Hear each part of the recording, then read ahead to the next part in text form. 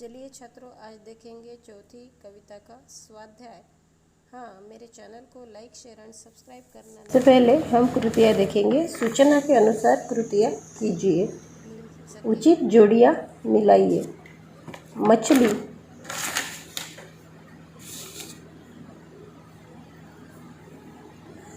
प्यासी, गीतों के स्वर, अमर, रेल की पटरियाँ, मौन और आकाश सूना। इस तरह ये जोड़ियाँ हमें मिलानी है। दूसरी कृति है परिणाम लिखिए। सितारों का छिपना मतलब आकाश का सूना होना। इसका परिणाम क्या है? अगर सितारे छिप गए तो आकाश सूना हो जाएगा। और दूसरा है तुम्हारे गीतों को स्वर देना, गीतों का अमर हो जाना। सरल अर्थ लिखिए।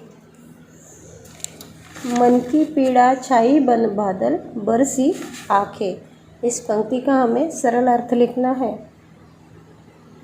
कवि कहते हैं कि मन में जो पीड़ा है वह बादल बनकर आँखों में छा गई और आँखों से अश्रुओं के रूप में उनकी वर्षा होने लगी।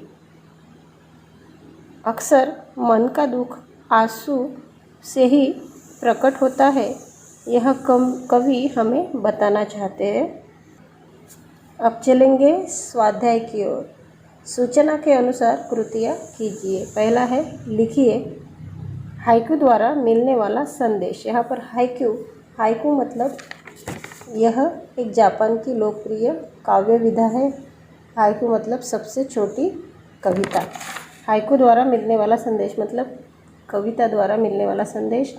करते जाओ पाने की मत सोचो जीवन सारा, भीतरी कुंठा नैनों के द्वार से आई बाहर। इन दोनों पंक्तियों द्वारा मिलने वाला संदेश हमें लिखना है। हमें पूरा जीवन काम करते रहना चाहिए। यह नहीं सोचते रहना चाहिए कि हमें क्या प्राप्त होगा।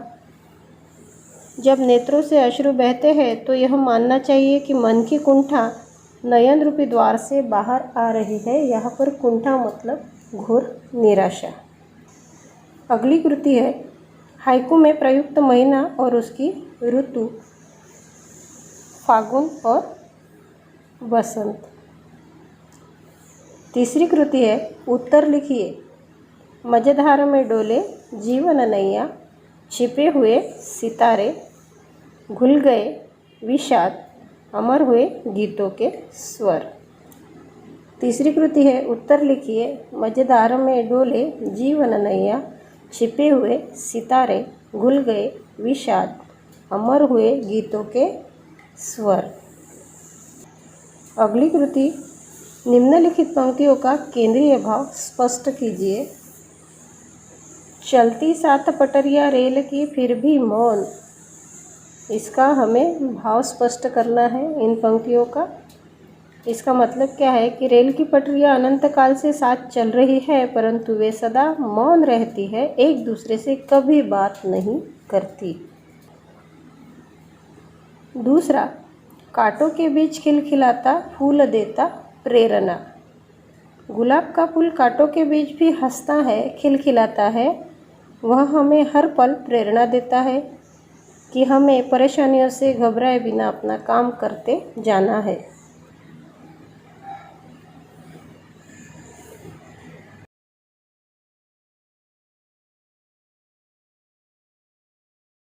उपयोजित लेखन में हमें बधाई पत्र को धन्यवाद देते हुए एक पत्र लिखना है। उसका प्रारूप नीचे दिया गया है। इस प्रकार हमें यहाँ पर दिनांक, संबोधन, अभिवादन सबसे ऊपर लिखना है। यहाँ पर दिनांक 25/4/2021 और अभी संबोधन के जगह पर हम लिखेंगे प्रिय नयन, जैसे अपने फ्रेंड का नाम। और अभिवादन मतलब उसको नमस्ते हमें लिखना है।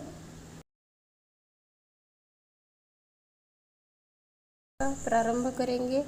विषय क्या है? तो यहाँ पर धन्यवाद देने का पत्र है, इसलिए हम लिखेंगे कि तुम्हारा पत्र मिला, धन्यवाद।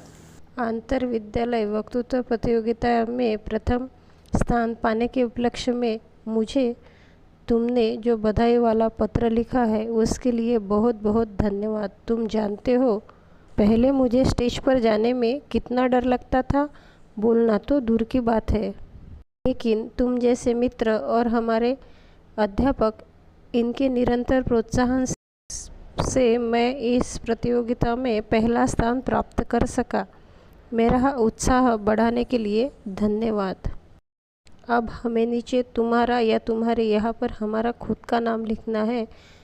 जैसे मैंने लिखा है अजय जैन और पता 16 मधुबन अमरावती। अगर आपकी ईमेल आईडी है तो वो भी हम यहाँ पे लिख सकते हैं। इस प्रकार हम ये बधाई वाला पत्र लिख सकेंगे।